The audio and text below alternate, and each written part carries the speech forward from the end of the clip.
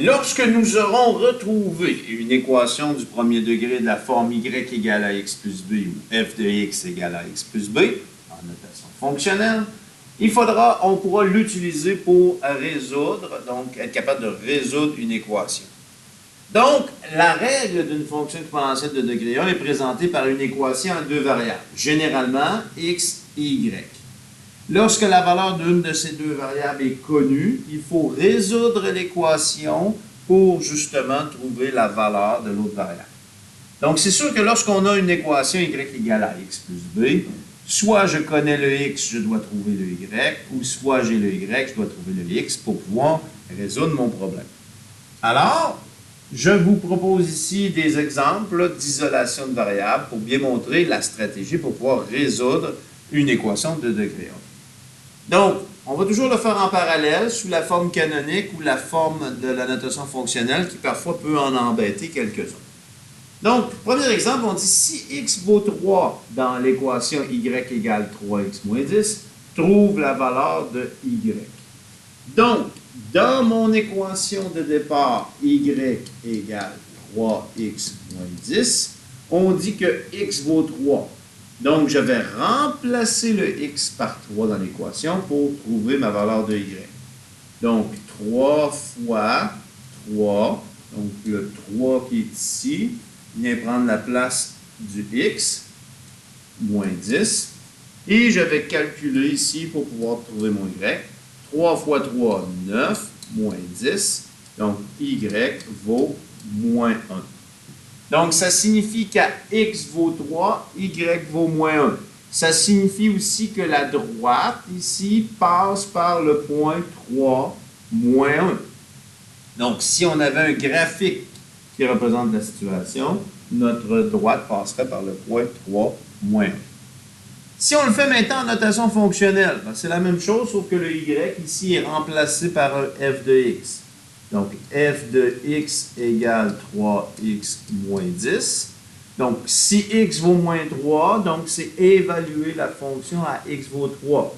Donc, on va dire f de 3 en notation fonctionnelle égale 3 fois 3 moins 10. Encore une fois, le 3 qui est ici, on va remplacer le x ici dans le f de x par 3 et on remplace mon x par 3 et on calcule. Donc, f de 3, 3 fois 3, 9, moins 10. Donc, f de 3 vaut moins 1. Donc, c'est la petite particularité au niveau de l'écriture en notation fonctionnelle, mais ça ne change rien sur le membre de droite ici de mon équation. Maintenant, donc, deux possibilités. Soit je connais le x, je cherche le y, ou soit je connais le y et je cherche le x. Encore une fois, on va procéder avec deux exemples. On dit si y vaut moins 2 dans l'équation y égale moins 3x moins 10, trouve la valeur de y. Oh, pas trouve la valeur de y, mais trouve la valeur de x ici.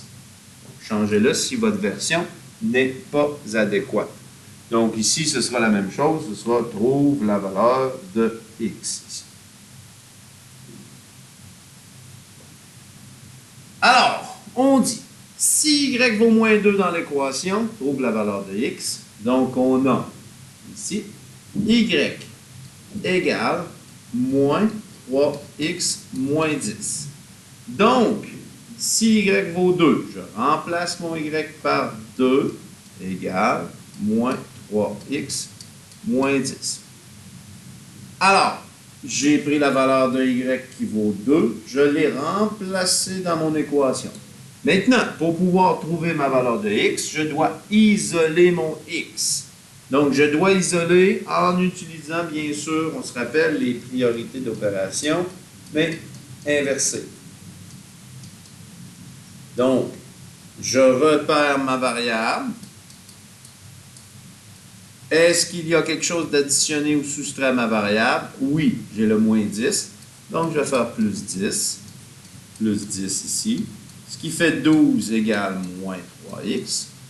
Parce que ici, le moins 10 et le plus 10, ça fait 0. Donc, ça annule. Et maintenant, J'ai enlevé ce qui est additionné ou soustrait. Est-ce qu'il y a quelque chose qui multiplie ou divise ma variable? Oui, j'ai le moins 3 ici.